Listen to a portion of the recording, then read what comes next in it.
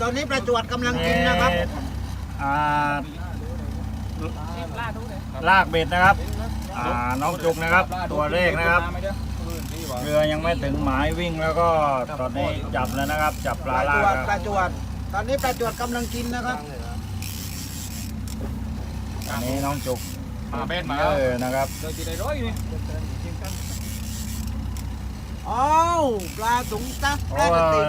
โน้มือตะขอนะครับ น้องกบนะครับมือตะขอ เดี๋ยวผมก่อนนี่ของใครยังตุ้งก็นะมาแล้วมาแล้ว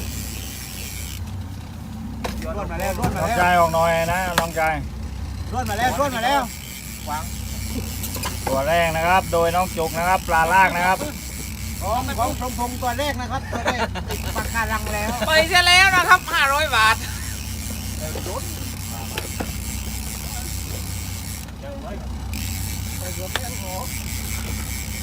ปากไปเลยได้กันยืดปากไปเลยนะ โอ้น้องจุกจ้องจังนะครับ ตอนนี้น้องจุกน้องยกน้องยกมือตะขอมือตะขอยกมือหน่อยครับมือตะขอซ้ายขวาเลยครับมือตะขอนะครับโอ้ซ้ายขวาเลยครับน้องกบน้องยกนะครับ กินกัดเอากินกัดเลย เอาเข็มขัดรัดคอยหน่อยนะครับ ไปกันด้วยไปไว้ให้ไว้มันละใจกินไปเด็ดอย่างเงี้ยให้ไว้ให้ไว้แต่ปิดเพลงกันอย่างน้อยเนอะไม่น่าพูดเอง ตัวแรกมาแล้วครับโดยน้องจุกนะครับตัวแรกนะครับ เปิดเบรกที่เปิดได้แรกที่ ลูกนั้นไป มาโรยไปกันไปรับแรงๆ เอา อ่ะ แล้วครับเอาแล้วครับเล็กตัวแรก ตอนนี้ดังกรอกแรกเลยนะครับ เอาแล้วครับลากแล้วมือขาดครับโอ้ไม่ใช่ช่วยกดปากเขาโยไหนสวนมาครับให้ไวครับ ตอนนี้สวนไร่ สงสัยจะเป็นจวดค่อมนะครับ สวนมาแล้วเร็วรีบไปก่อน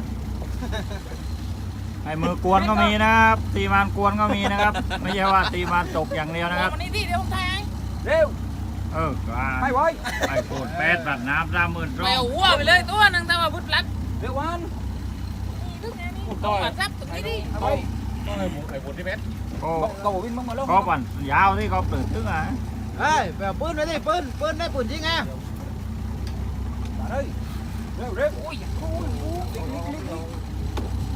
ทำไปเข้าไปก้อนซึ่งมาตัดใส่ก้อนนะของกินกันตัดเลย ตัวแรกนะครับน่าเป็นอินทรีนะครับ อ๋ออินทรีดำนะครับอินทรีดำน้องจากเล็บรุดอ่ะ เอาแล้วครับเอ้า คุ้มแล้วครับ8,000 อินทรีแน่นอนนะครับตัวนี้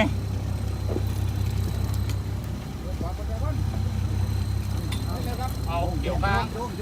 โยม โอ้โชว์มานนะครับ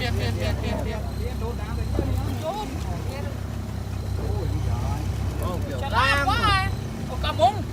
เกี่ยวแต่ทำไรกันก็ เอาเกี่ยวข้างเกี่ยวข้างเอาแล้วครับขึ้นมาแล้ว ตัวแรกนะครับเป็นปลากระเซียนะครับ ติ้งมาแล้ว ไซส์ใหญ่นะครับนี่ครับดูไซส์ครับน้องจุกนะครับ ยิงครับ ไปเอาเตรียมได้ลูกดิ ประมาณ6 กิโลนะครับ